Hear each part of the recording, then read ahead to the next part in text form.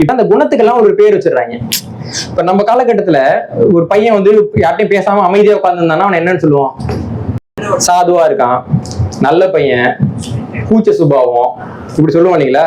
இன்னைக்கு அதுக்கு பேர் வந்துட்டு சோசியல் ஆன்சைட்டி டிசார்டர். ஆமாங்க, என் பையன் வந்து கூச்சமா இருக்கான்னு டாக்டர் கூட்டு போனீங்கன்னா அதுக்கு ஒரு மாத்திரை கொடுப்பாரு. அவர் சோசியல் ஆன்சைட்டி டிசார்டர் இருக்கு, இந்த மாத்திரை சாப்பிட்டீங்கன்னா மாத்திரை தீர்ந்து போகும்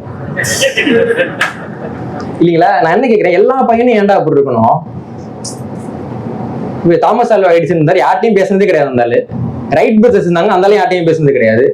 லியோனார்டோ டாவின்சி இருந்தாரு, அவரையும் யார்ட்டையும் நல்லா பேசினது. ஏன் இப்ப சிஎம்மா இருக்கிற விஜய் கூட யார்ட்டையும் நல்லா பேசுனது கிடையாது. அப்ப எதுக்குடா மாத்திர, எதுக்குடா சொல்லுவாங்கல்ல, எதுக்குடா பக்கெட்ல தண்ணின்ற மாதிரி, எதுக்குடா அவங்க மாத்திரன்னா, நாங்க மாத்திரை கண்டுபிடிச்சிட்டோம், விற்கணும், அப்ப நோயை நாங்க பேர் வைக்கிறோம். புரியுதுங்களா உங்களுக்கு? எதுவுமே கிடைக்காட்டி எல்லாத்துக்கும் நோயின்னு பேர் வச்சு இந்த மாத்திரைகள் இவங்களுக்கு கட்டப்படுகின்றன. இன்னைக்கு அதான் உண்மை. ஏன்னா நீங்க மருந்துன்றது உங்க நோயை குணப்படுத்தணும்னே நான் உருவாக்கலையே. இப்ப சைடு எஃபெக்ட்ல குணமானதான் உண்டு நீங்கெல்லாம், அதான் உண்மை இல்லைங்களா?